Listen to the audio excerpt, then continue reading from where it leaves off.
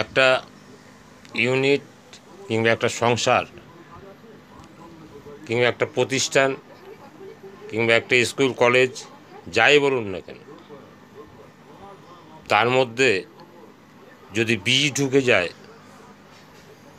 সেটা সুখকর হয় না। বিষ